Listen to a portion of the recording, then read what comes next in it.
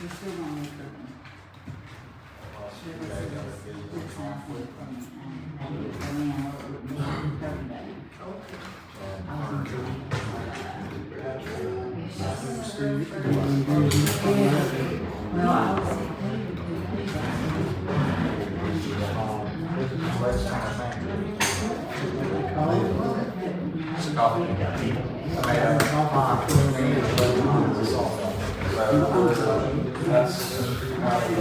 It must go on our property.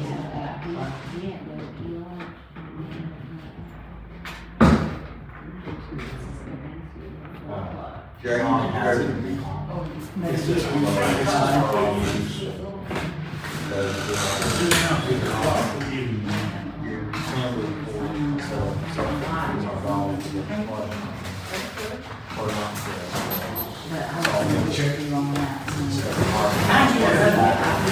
I got that's all that you don't mind.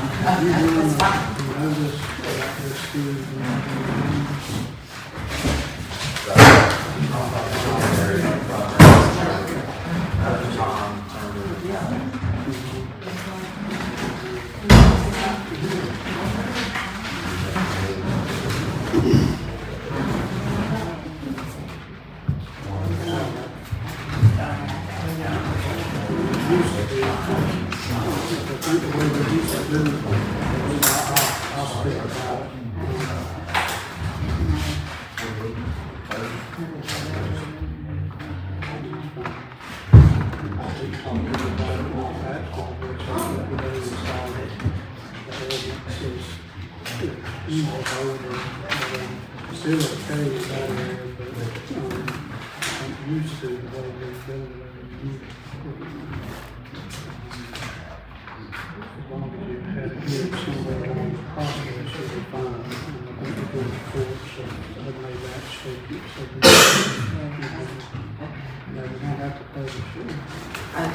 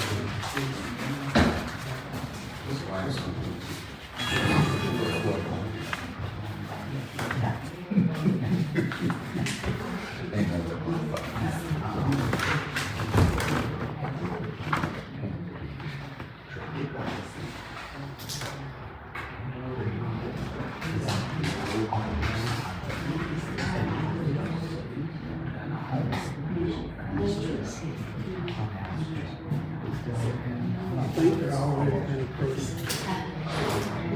Yeah, so they're just kind of something. I don't Yeah. I only wanted to do it ahead of time. I don't want to.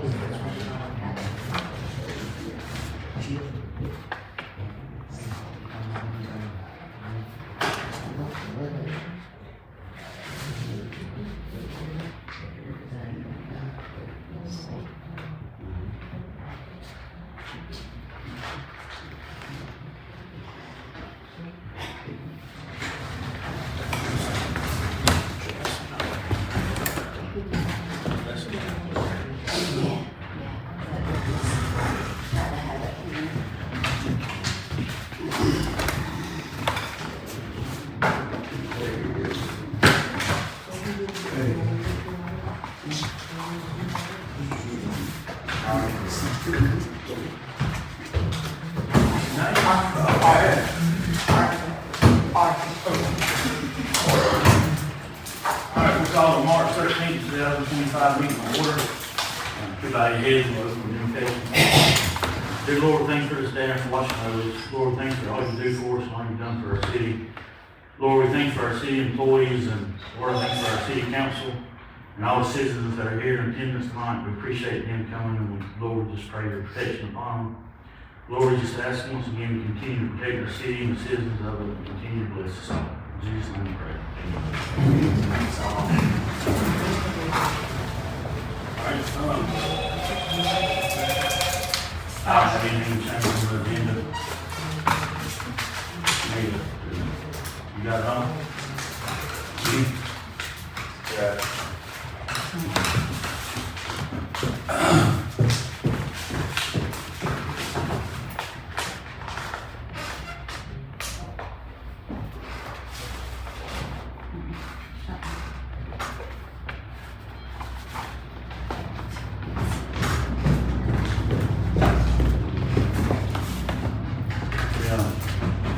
I don't have any changes to the agenda, so unless y'all do need a motion to approve the agenda.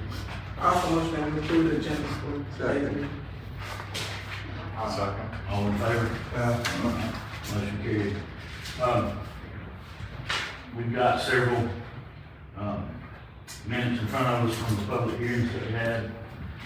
So we need a motion to approve the minutes from the previous meetings. Also, motion we approve minutes from the previous meeting. All right, all in favor? Alright. Motion carried. The only other business we have is, we got that big water grant that we got years ago, and we're trying to get it in motion. But the first part of it is we've got to hold a public hearing, and it's scheduled for April 21st, 2025, up here at City Hall at 2 p.m. And the purpose of the meeting is to inform the public of the needs for improvements to the city's wastewater system. Samantha, does it have to be at 2 o'clock, or can we? Yeah, that was the only time her so you never come. Okay. At 2 o'clock. Alright. And it has to run for 30 days, and so they was trying to get it in the paper by next week. Okay. Alright. What we'll do for everybody that can't be here, we'll have a detailed list beforehand of what we're gonna be going over. And if y'all have any questions about it or concerns, or that way I can give you the questions so I can ask them and we'll get an answer. But before the meeting, we'll have a detailed list of all the improvements we're gonna make for y'all to look at. Because I know some of y'all, you're working today and you can't get off. And so we'll make sure y'all got that. Financial report is in the minutes. We need to approve the financial report. Also, motion that we approve the financial report. Second. All right, all in favor? Aye. All right, motion carried. First up is Ms. Long Maddox. I'm gonna let Jimmy Miller speak. Okay. What do y'all want me to do? And he blew that up. I'm sorry. Well, before I begin, first of all, my name is Jimmy Miller, and I'm an attorney at Elliott Black & Law Firm in Valdosta, Georgia. And I'm here on behalf of Ms. Maddox and the Exodus house that she's been working on across the street. Before I begin, though, I think this was noticed in the hearing for a zoning change, and when I talked to Mr. Corley before, he mentioned a concern about whether it had been properly noticed. And I'm not sure. I would at least like to present part of my argument, even if that's the case, because for us, an argument is we don't need a zoning change. But that's not necessary. Ms. Maddox was advised that by some folks with the city, but it should be pretty plain that the use is not prohibited in the R1. If, excuse me, I'm gonna interrupt. No, please. If you're gonna be talking about the zoning changes and stuff, I'm gonna go ahead and recuse myself. I'm an adjacent landowner. Okay. And I'm gonna stay up here, but I'm not gonna be involved in the discussion between the council. Yes, sir. Okay. And I would have to recuse myself because I'm gonna go about it on the Exodus house. Okay, well, and Discussion. yes, ma'am. And I'm glad to present the entirety of my argument, part of which is if a zoning change were to go forward, why it would be, the city would be obligated to grant it. But the first argument is that zoning ordinance does not prevent what Mrs. Maddox is trying to do in this house. And I'm not sure how much anyone knows about it, but the plan is to partner with Bridges Hope, Redeemed Living, and other faith-based inpatient rehabilitation centers and provide a group-based setting for men who successfully completed that program coming out of the community. And I believe it would be 6 men plus a resident advisor. Is that correct? Yes, sir. All right. And so the plan is for these men to live together, to cook meals together, shop for food and household supplies together, to share cleaning responsibilities, to meet for Bible study regularly, and meet within the home for AA-style group meetings or something of that kind. And as a result, they will be functioning as a single household community. And they'll be allowed to remain there so long as they don't relapse into drug or alcohol use or are back into active using addiction.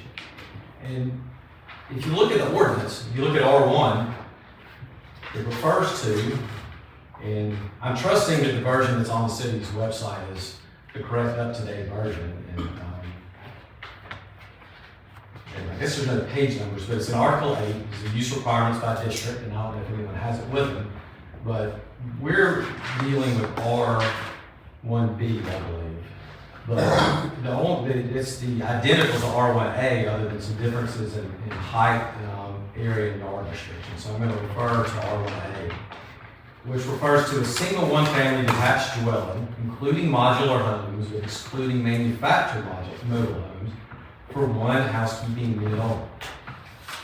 Interestingly, single one-family is not a term that's defined anywhere in this ordinance.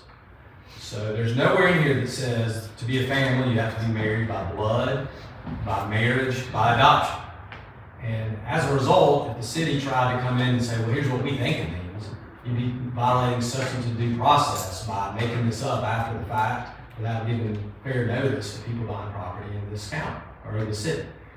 And so what really matters is the one housekeeping unit only. And I think if questions are asked, if information is given about the purpose of this home, the way it's going to function, who's going to be there, it's very clear this is one housekeeping unit. And I would mention also that the R1 in the city of Homerville is a very permissive R1. I'm used to seeing much more restrictive R1s. Here you can have up to 2 boarders. You can have just about any kind of home occupation you want, which is very permissive, and that's where the 2 boarders come in. You can also have an architect office, an engineering office, a musician can do lessons. You can have a dentist office in your home. You can see patients as a doctor. I could open up a law practice there if I bought that house. So there's nothing about this that would cause any more disruption as well than what is plainly permitted. There's agriculture is permitted so long as it's not obnoxious or create a nuisance. I have other arguments that I would present if I thought that the zoning change was necessary, or if I understood that it had been properly noticed, but I'm advised by Mr. Corley that part's going to have to be renoticed. If you want to proceed and waive any arguments regarding that notice, I'm fine with proceeding. Well, I think we would rather proceed Yes. because we have witnesses here who can talk about the home and provide information. So the first point, and the one that I think is the most important point, is that nobody needs to vote on the zoning change because it's not necessary under a plain reading of this ordinance. If someone tried to graft a definition of family onto it right now to say blood, adoption, or marriage, that would be ridiculous. But assuming for the sake of argument that the home is prohibited, if that were the case, if there was some limitation that applied, definition of family that would prevent the home, federal law still has to be considered here because the federal law, the Fair Housing Amendments Act and the Americans with Disability Act exist, and they exist precisely so that people with disabilities of various kinds can live in community-based settings, and not just in community-based settings, but in the home of their choice. And that doesn't mean they just get to pick where they want to live and someone's got to open the door and give them the key. It means that a municipality can't enforce their policies, protocols, procedures, zoning ordinances in a way that makes it impossible for them to look at it. And as part of that, under the ADA and the Fair Housing Amendments Act, municipalities have an obligation to make reasonable accommodations for zoning ordinances. So if your zoning ordinance, as strictly interpreted, didn't allow a group home of this kind, you still have to consider, well, is what they're asking a reasonable accommodation? And that's defined in 2 ways. It can fundamentally alter your zoning ordinance. So if it was a fundamental alteration, if it was, we were asking to put in, this is Partners with Bridges of Hope, which is a much bigger facility. Well, if we said we want to put Bridges of Hope here, well, that would be a fundamental alteration. We're talking about putting a small home with 6 or 7 men in it that would be functioning as housekeeping unit. That's not a fundamental alteration. That's exactly what's going on right here. Already, it's consistent with what's already going on. The other thing that the cases are defined is not being a reasonable accommodation as if it put an undue financial and administrative burden on the city. And I don't know anything that this proposed item would do that would result in a fundamental, undue financial and administrative burden on the city. I don't think it would impose any burden whatsoever. Now, one thing I'll mention is, I got hired on this case pretty recently. I talked with Maddox on Tuesday, and which is not really, I don't love getting hired, having to present publicly in 2 days. I had a deposition today and a bunch of stuff yesterday. And one reason I was comfortable doing it though is that I've litigated this case before. I know the law, and if reasonable accommodation were required. If my first argument failed for some reason and the zoning ordinance did prohibit this use, and a reasonable accommodation wasn't made. And usually that, before when I saw them, you're seeking a conditional use permit or a variance. Well, we can't seek those here because the zoning ordinance doesn't provide for a conditional use permit. And variance is really narrowly defined. It's only, I think, height, yard setback. It's the only thing you can ask for a variance for are height, area, and size of structures. But that, we don't care what it's called. If a reasonable accommodation is needed, whether it's a variance, a conditional use permit, or special use permit, a different term you see used in these land use settings. But years ago, I litigated almost this exact same case in the city of Cairo, and I presented very much the same talk, except in the city of Cairo, without question, there are R1 prohibited use. It was a group home for developmentally disabled people that was going to be, they were going to have multiple caretakers in that home because they couldn't live independently. And people from that neighborhood did not want it. And I was basically told, well, we don't care that we're not required to give a reasonable accommodation. We're not going to do it. We don't want this in that neighborhood. And I had to file suit under the FHAA and the ADA.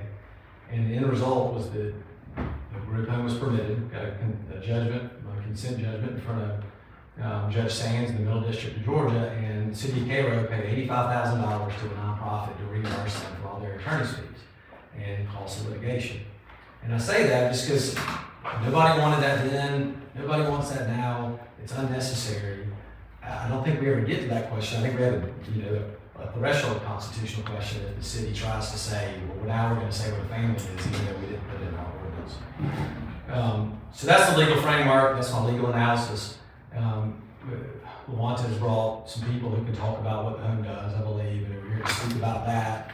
And I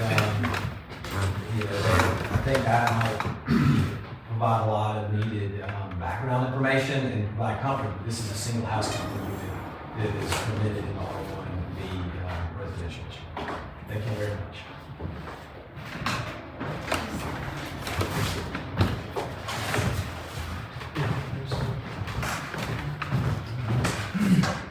Yeah, everybody doing? My name is Casey Rogers, and a lot of you may know me from the community. I'm a local contractor, but I'm also a graduate of Bridges of Hope, as well as recovering addict.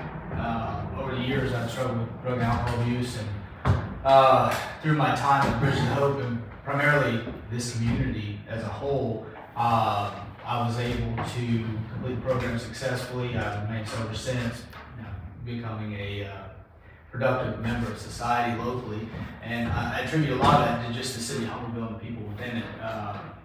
I am so thankful for everything it's done for my life, and it's allowed me to be a present father, a present spouse, a dependable employer, friend, community member, and I'm very proud of that. So the purpose of the Exodus House is to kind of similarly offer those opportunities to men coming out of long-term residential rehabilitation. And I think it's very important because there's I've lived in a lot of different communities, but none quite like Homerville.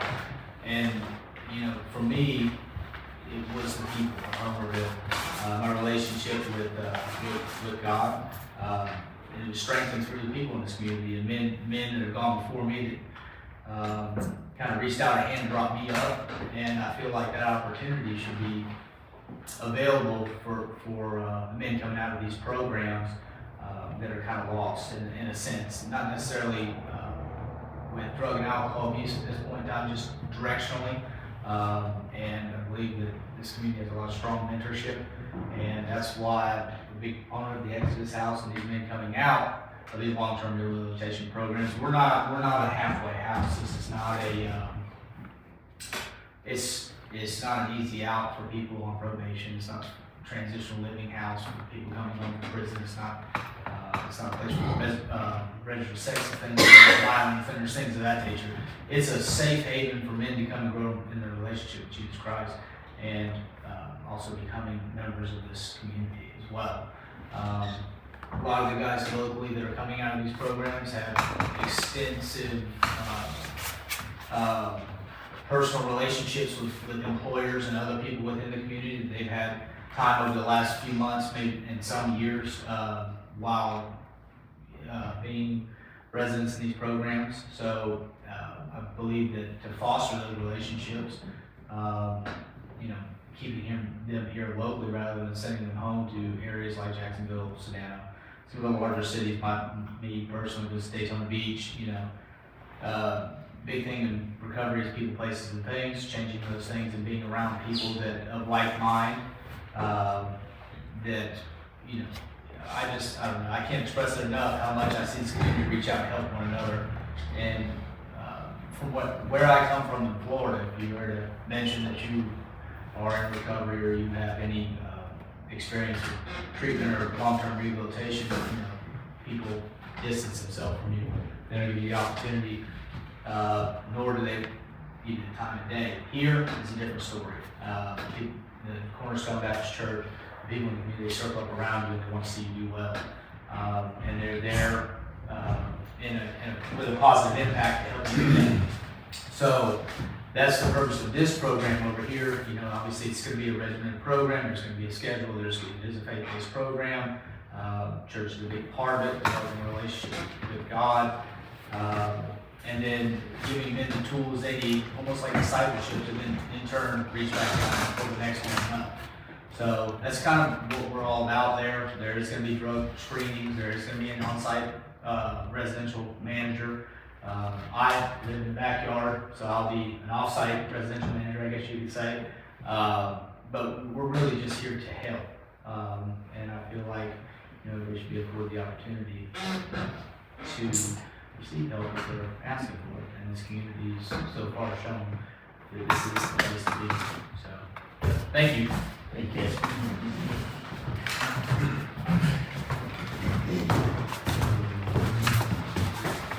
Hey, I'm Jonathan Dickey. I'm from Valdosta, reside in Lake Park.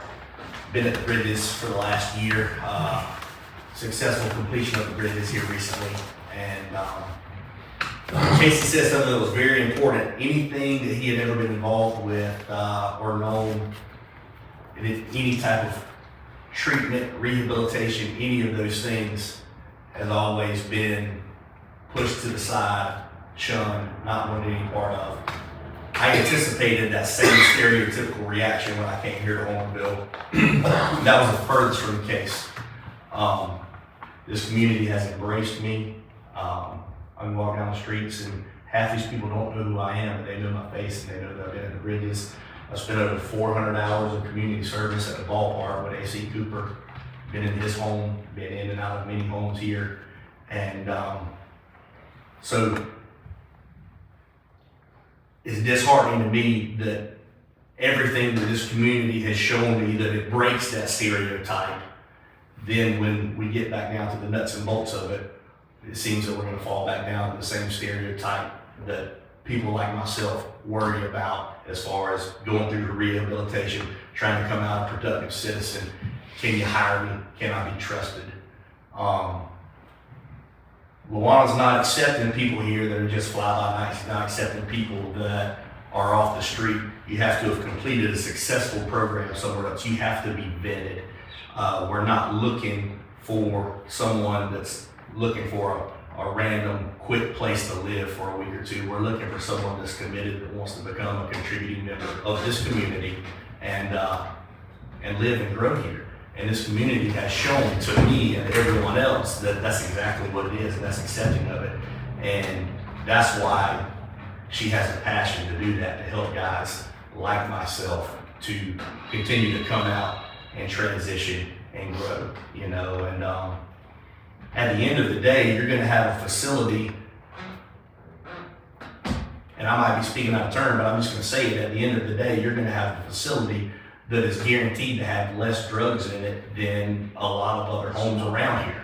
You know, call a spade, that's what it's gonna be. And if there are drugs in that, guess what? You gotta find a new place to live. They're not permitted, a blind eye's not gonna be turned to it. It's not gonna be permissible. That's just not what she's about, it's not what we're about. I don't have an axe to grind in the situation, other than the fact that I love this community and I know what the bridge has done for me, I know what Miss LaWanna has done for me, and I know that to be affiliated with this woman, you have to walk with Jesus Christ, period. And if you're not walking with Jesus, she's gonna do nothing more than to try to get you there. And I know that without a doubt. She has shown me that, she has given me that. And I just can't, for any type of good reasoning, to know what downfall that would bring to this community. In my opinion, that brings zero downfall. It brings nothing but more contributing members, people that are going to be working, that are going to be paying taxes. If to live there, you have to have a job, which means in turn you're going to be employed somewhere here. You're going to be paying tax dollars here, so therefore that's money there. It's just, it's a win-win for everyone. And other than people might not wanting it there, I haven't heard a good reason yet of why it shouldn't be there. You know, it's, by the time it's all said and done, it's going to be one of the cleanest facilities in this block right here. It's not going to be an eyesore anymore. It's going to stand out. People are going to take pride in it. It's going to be clean. You're going to see men come and go out of that facility that are men that want to change. And I just look at it like this, so, and I'll leave you with this. So I was good enough to be entrusted to work at that ballpark with kids, to serve 400 hours of community service, but I would not be good enough to live in a home right there. I just ask you to wrap your mind around that. And I mean, it's nothing more than, it's a transitional place for men to get back on their feet and become a contributing member of society again. I can't see it being nothing more than a positive for everyone involved. Thank you.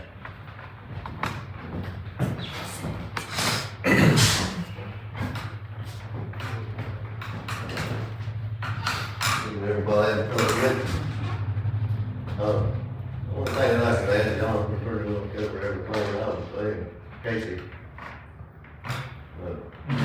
At 17 years old, I had a pretty big problem with drugs and alcohol.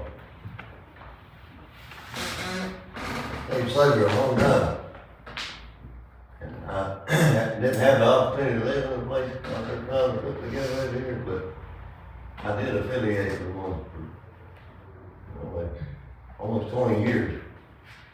It kept me sober, and I stopped affiliating with that place. I stopped going out, hanging around with those guys, going in and out of that place every week.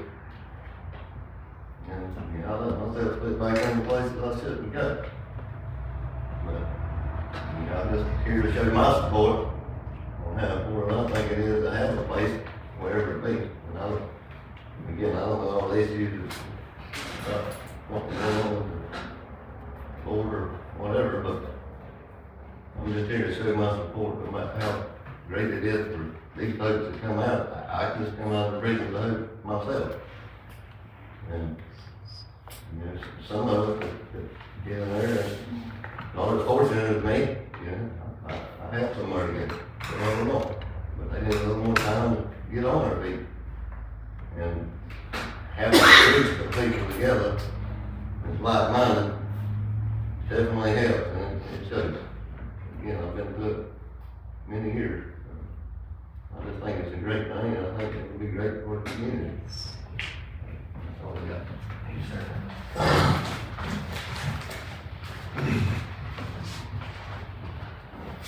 It's kind of like Dickie said. He's good enough to go out and serve 400 hours with children at our park.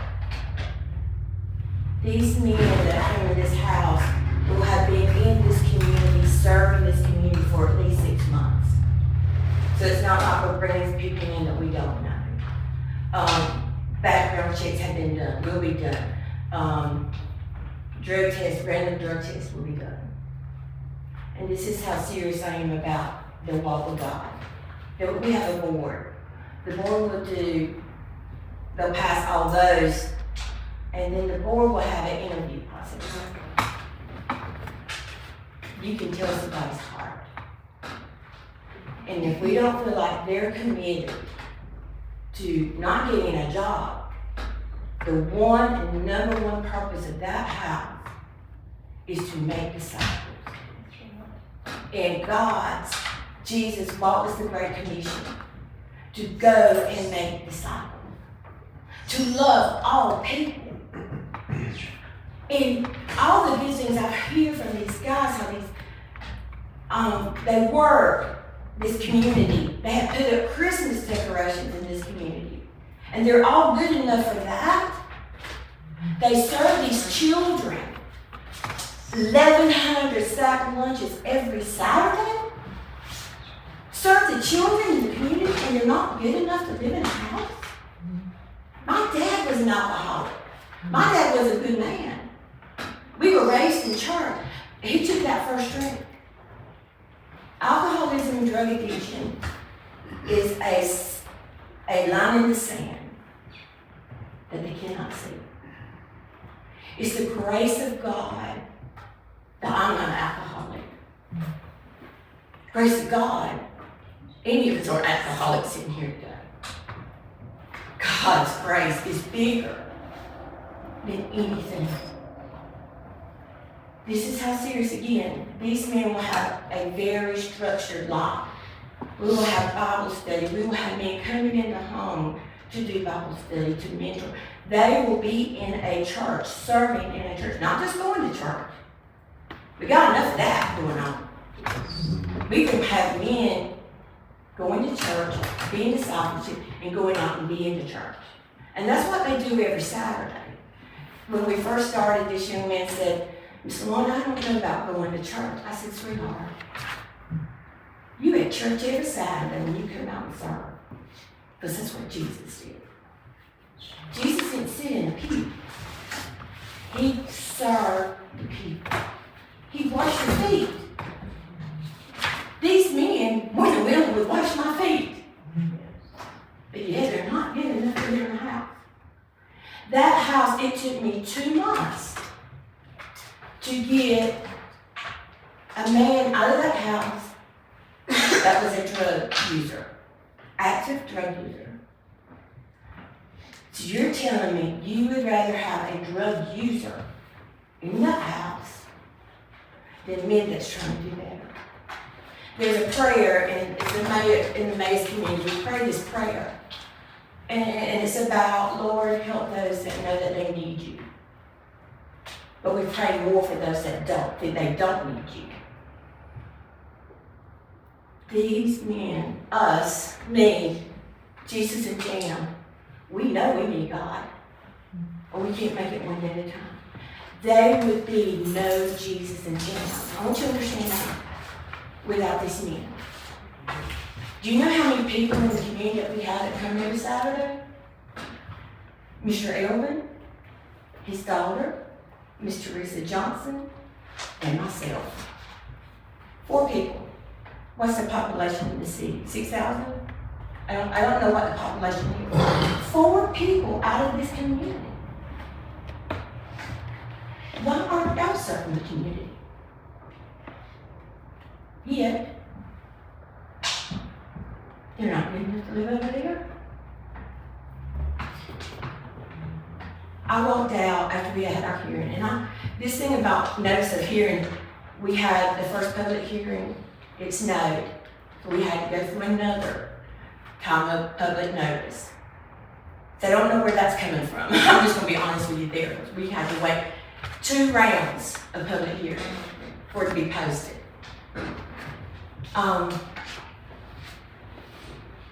Walked outside, and everyone in this community knows the house right next to us. And I have nothing against Hispanic workers. That's part of my passion too, because I'm a farmer. We would not eat without Hispanic workers.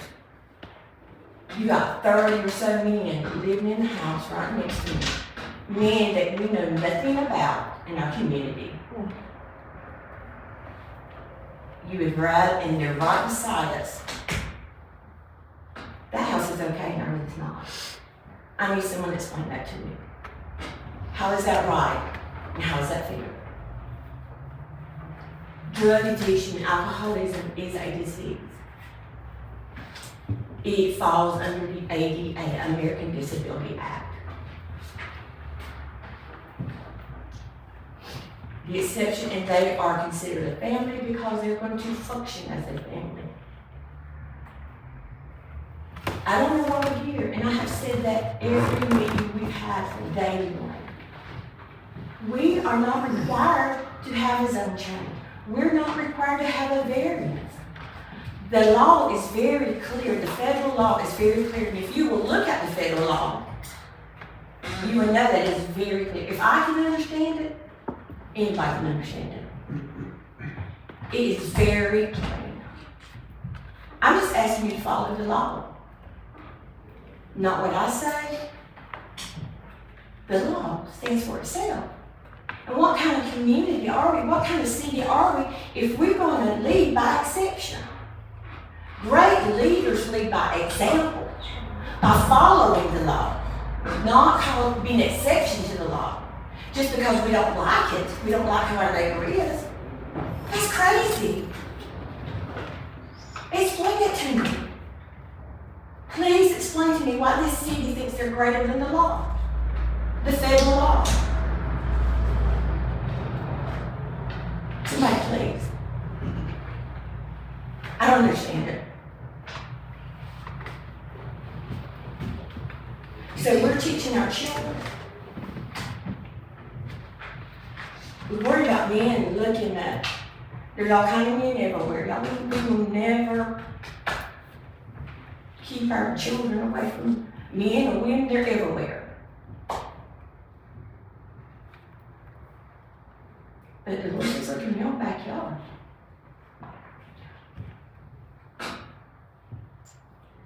Our children are watching. Our children, our young people are watching you. You set precedents of what happens in the city. And if you think it's okay to break the federal law, what do you think your children's going to think? It's okay to break the law.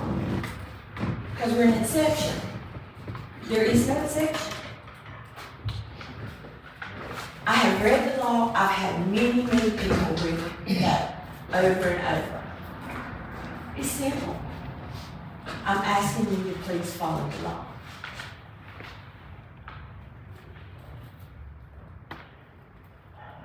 And I'm asking you to give these men a chance. They're good enough to have served in our community, to serve our children, yet they're not good enough to live across the road and clean up the property. You couldn't even see the house before.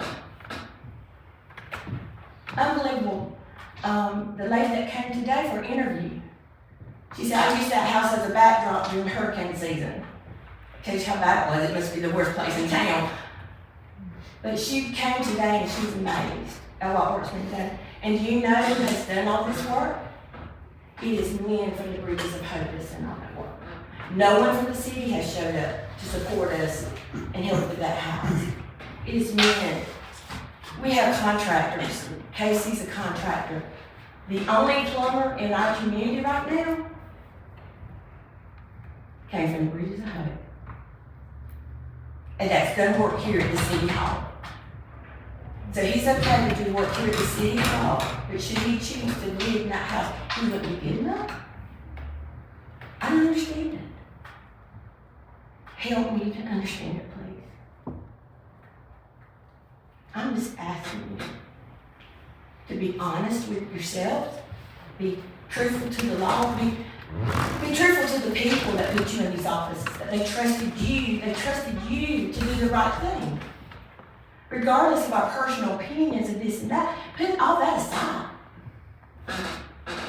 and follow the law. Please, ask you to follow the law. You might get something? That's all I got. Yes. I don't need to come up front, and I know most of y'all know who I am, and I'm a crier, so I'm gonna go ahead and tell you. I didn't come here tonight to talk at all. I came here to show support for the reason that I don't know if any family in here has not been touched by addiction in some form or fashion, but mine has.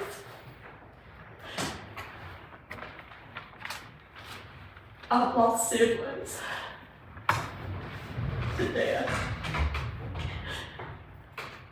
But I don't know if some of you remember my nephew that was from here. His name was Andy Frazier.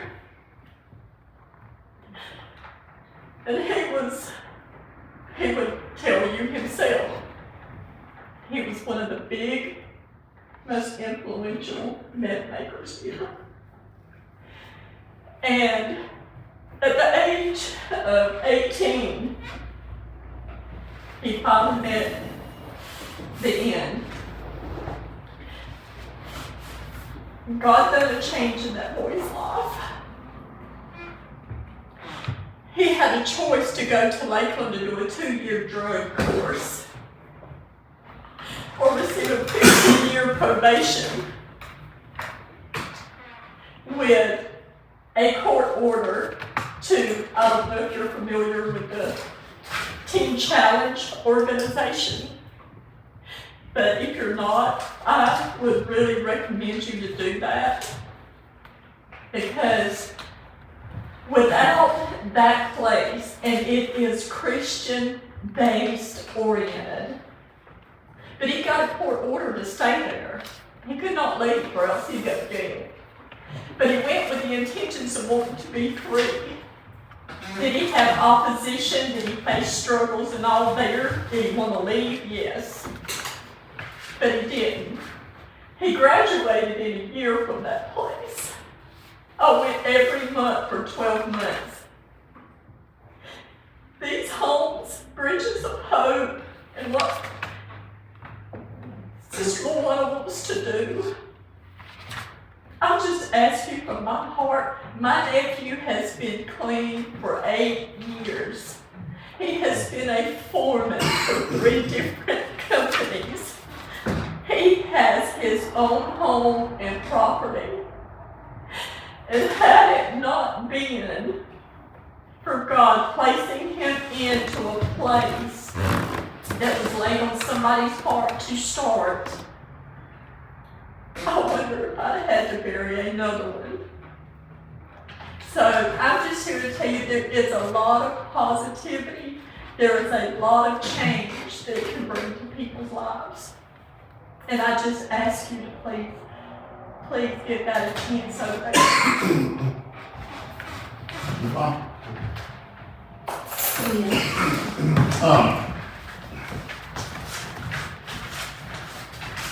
My name's Walter Fish, and I'm with Redeemed Living in Valdosta, now we're in Lake Park.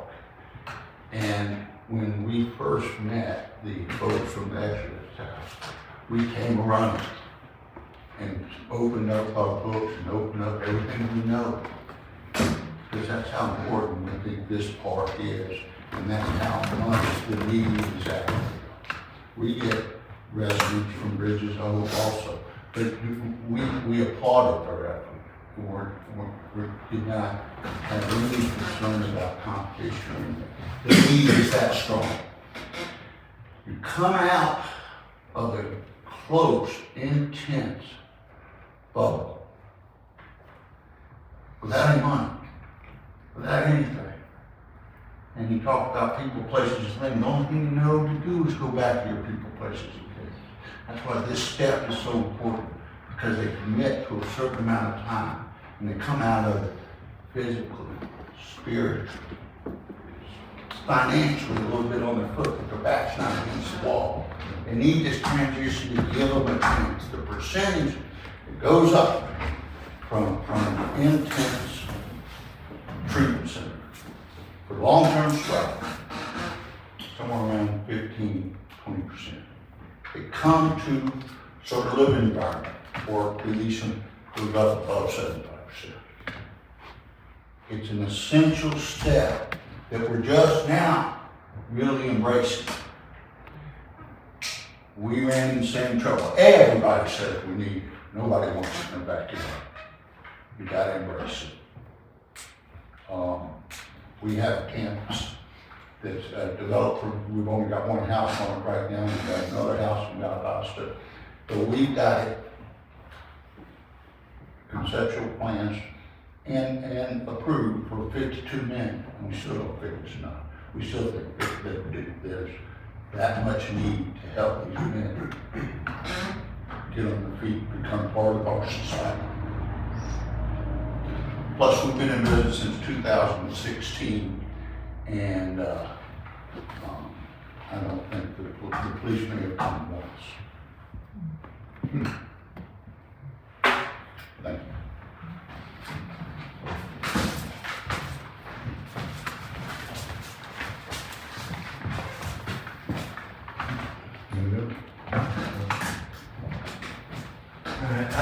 I'm Lynn Robbins. I'm the chair of the City of Homerville's zoning board. I was asked to come up here and give a report of our hearing we had on February 20th concerning this. And one thing, we weren't there to consider the legal arguments that Mr. Miller brought up, or even the use of this facility. Everybody in this room, I think, everybody on that zoning board agreed that Jesus and Jam does great things for the community. It's a blessing to this community, as is Bridge of Hope. And that, a facility like this, a social living facility, is something that's needed in our community. Our charge was to consider the zoning request from R1B to R2. R1B is residential, single family, residential type stuff. R2 is things like apartments, boarding houses, hotels, stuff like that. So we had a hearing on February 20th. There were 4 people here who spoke verbally in favor of us granting the request. There was a letter, and I have this letter here if y'all need it, a letter from 4 people asking us to, there were neighbors in the neighborhood who asked us to deny the request. In a nutshell, they said that they were concerned about diminishing land values if you changed it from R1B to R2, and congestion and traffic would increase and affect their property values. So we met about that, considered all the factors, and voted 3 of it to make a recommendation to the city council to deny the request. Now, I'll be glad to answer any questions the city council has or about that.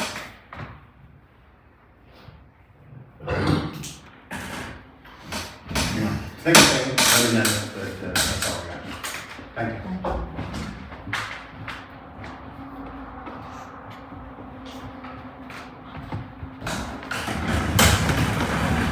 Billy, I think you're running the meeting as mayor pro tem since the mayor has recused himself. Okay, what we going to do is Well, it's before y'all with the zoning request and the arguments that you've heard tonight and what you've heard from people tonight. So, I'll remind the city council, I know y'all are somewhat familiar with the zoning ordinance, but the ordinance gives factors for the city council to consider when there's a request of the zoning map, essentially, of the city. And one thing is existing land use and zoning classifications of nearby properties, the extent to which property values are diminished by the particular zoning restrictions, the extent to which the destruction of property values of the applicant promotes the health, safety, plaintiff, promotes the health, safety, morals, and general welfare of the public. The relative gain to the public is compared to the hardship imposed upon individual property owners. The suitability of the subject property for zone purposes, the length of time the property has been vacant as zone considered in the context of the land developed in the area in the vicinity of the property, whether the zone proposal would permit a use that is suitable in view of the use development of the adjacent nearby property, whether the zoning proposal will result in a use which will cause an excessive or burdensome use of existing streets, transportation facilities, utilities, or schools. If the local government has adopted land use plan, whether the zoning proposal is in conformity with the policies intended in the land use plan, and whether other existing or changing conditions affecting the use and development of the property which give supporting grounds for either approval or disapproval of the zoning proposal. And that is what is in the city's zoning ordinance for y'all to consider when you consider a zoning change application such as this. Okay, thank you. The mayor is living in that area we're talking about, and we heard from these gentlemen and ladies about what they're going to do over here. And we heard from this attorney. Also, the zoning board, Mr. Robbins, he kind of recommended that it shouldn't be changed, but we got to vote on it now to change it, leave it like it is. So what I'm going to do, if all three of the council members, plus I may approach him, have any questions before we say, we need to vote how we feel like this need to be a voting change to this property over here, or let it remain like it is. I want to all in the thing with the council changing by aye.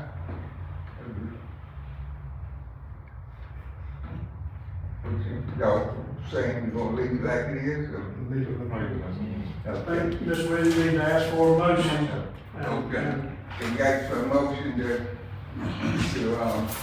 to not change the requirement for this project? So, okay, motion and a second to not make these changes. So, any against that, council? Okay, the motion stands approved.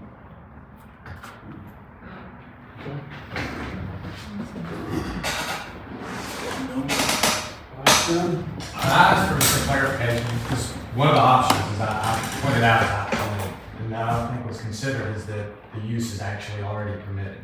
And that was not presented by Mr. Corley as an option to be considered by y'all. But I think that is our leading argument, is that change. I agree, I don't think it needs to be changed to R2, because it's not necessary. And so we're asking that it be, that they be allowed to proceed under the existing zoning ordinance, because it's already allowed. The only reason that we ask for a variance or we ask for the zoning change is because direction from the city management. We do not need a zone change. We don't need to ask whether you agree with it or not. We don't need it because of the federal law. We are permitted to use that house, to put it in that house. And if I may, just what I would say is that right now, there's uncertainty for the Exodus house, and what I have to do as a lawyer, if they've been threatened with being cited if they go forward with that use, is I have to file what's called a declaratory judgment action to get a court to tell me if it's allowed, and I don't want to have to do that unless it's made clear that there's going to be penalties if they go forward with the use that we think is permitted.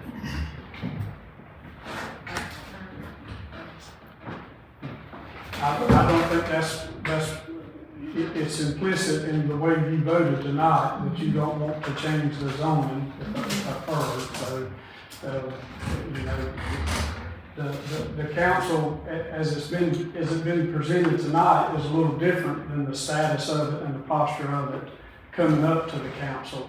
You have a code enforcement officer that can talk to the, Miss Maddox about that, as to whether or not she can proceed with construction. That's what you're asking, correct? Well, I think the construction will be different, but she can certainly proceed with construction. And, you know, improve the house, if she's gonna wanna do that, she's gonna be cited as soon as she starts to operate it. And so that's the question we need answered. And we're here because she was told she was gonna be cited and pay penalties and be shut down if she proceeded. And she was told that because the opinion of the city manager and code enforcement was it's not allowed in that zone. So, In that zone. so is Isn't the federal that law, correct? Am I wrong about that?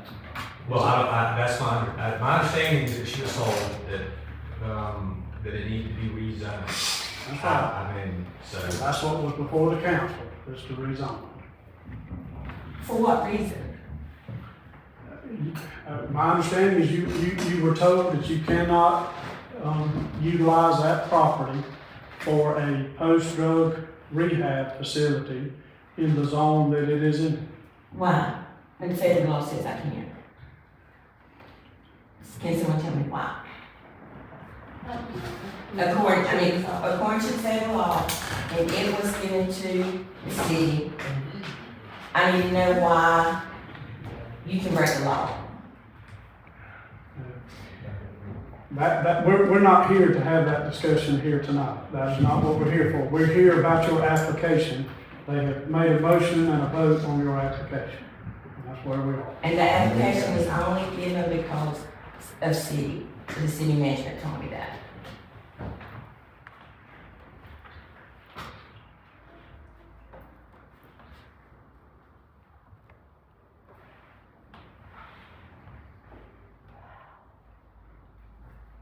And but because it's Hispanic housing right next to us, that holds more than 12 or 15 people. Can you tell me why that house is sitting there with Hispanic housing and our house is sitting here with the same people? Or will be? I need someone to explain that to me.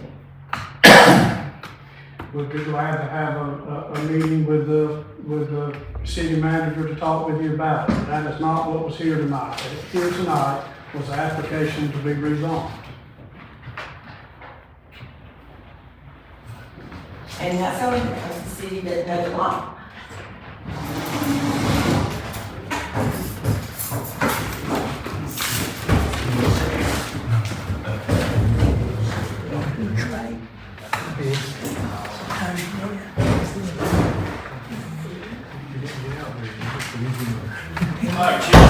Thank you.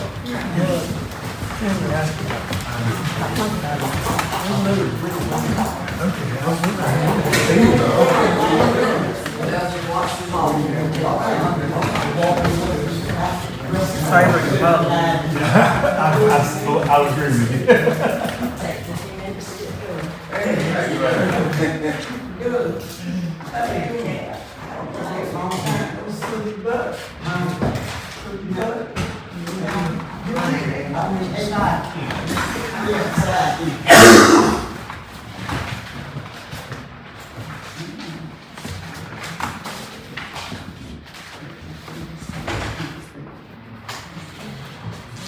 Good evening. At this point, I don't have nothing at this time. Oh, well, I digress. Hold on a second. The other week we had appointed some little officers and stuff, so I may need some calls and stuff for them. But I'll get with y'all on next meeting. Hey, one question I got for you. I saw, the other day I mentioned that new law they were talking about. Did I see where it passed something and it's going to the next stage about the school zone? Yeah, it was it's in crossover. I have to double check that. I know we talked about that earlier at the chief meeting, but I double check on that because I was trying to see where it was at. All right.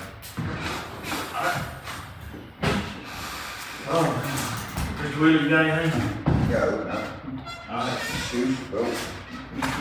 Richard James, No, I don't. Mr. Mansell, I don't have everything. Mr. Arthur. Alright, I don't either. We need to go into executive session for 2 minutes. Won't take long for personnel. And so we covered the minutes from the last couple of executive sessions. We need to sign them and that'll be it. Then we discuss Come out, litigation. right? Okay, and discuss litigation. Okay, we can come out of regular section and go into executive session. Turn it on.